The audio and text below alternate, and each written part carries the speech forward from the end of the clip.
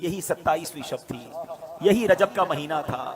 میرے آقا حضرت ام ہانی رضی اللہ تعالیٰ عنہ کے گھر آرام کر رہے ہیں کہ جبریل امین جو فرشتوں کے سردار ہیں نبی پاک کے دربار میں آتے ہیں۔ آرام سے جگاؤں کیسے؟ رب کا حکم ہے کہ محبوب کو بلایا جائے، مگر محبوب آرام کر رہے ہیں۔ نبی پاک کو حتیم میں لایا گیا، وہاں نبی پاک کے سینہ اقدس کو چیرا گیا اور اس میں نور کی برسات کی گئی، حکمتیں داخل کی گئی، پھر سینہ اقدس کو بند کر دیا گیا۔ نہ کوئی تکلیف ہے، آقا دیکھ رہے ہیں کہ دل کو باہر نکالا گیا ہے اور نبی پاک کے سامنے نور ڈالا جا رہا ہے۔ اللہ اکبر، یہ بھی نبی پاک کا معجزہ ہے۔ اور پھر وہ سفر شروع ہوتا ہے۔ اب نبی پاک مکہ پاک سے بیت المقدس جاتے ہیں۔ سبحان اللہ، بیت المقدس کا سفر یہ براق پر کیا جاتا ہے، یعنی انبیاء کرام کم و بیش 1,24,000 آل ٹوگیدر ونس ٹائم، ایک ہی وقت میں وہ بیت المقدس میں موجود ہیں۔ صفے تیار ہیں، مؤذن فرشتے ہیں، اقامت دینے والے جبریل امین ہیں۔ اور اب جبریل امین نے عرض کیا حضور اب آپ امامت فرمائیے۔ امام الانبیاء میرے آقا امامت فرما رہے ہیں۔ اب آسمان کے سفر کی تیاری ہے۔ اب سفر آسمان میں وہی براق ہے، وہی بارات ہے، وہی دولہا ہے، وہی باراتی ہیں۔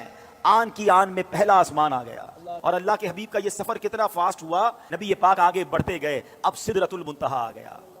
اب یہاں جو ساتھی ہے جو ام ہانی کے گھر سے لے کر ساتھ جا رہے جبریل امین، وہ عرض کرتے ہیں کہ حضور بس اب یہاں سے آگے میں نہیں جا سکوں گا، یہ میری لمٹ ہے، اس سے آگے گیا تو میرے پر جل جائیں گے۔ اللہ اکبر، اب اس کے آگے فقط رب کے حبیب جا رہے ہیں۔ آپ کا جو اگلا سفر ہے نا، اس کے بارے میں کوئی کچھ نہیں بتا سکتا کہ وہاں کیا ہوا، کتنی دیر دیدار ہوا، اللہ نے اپنے حبیب کو کیا دیا، حبیب پاک نے کیا دیا۔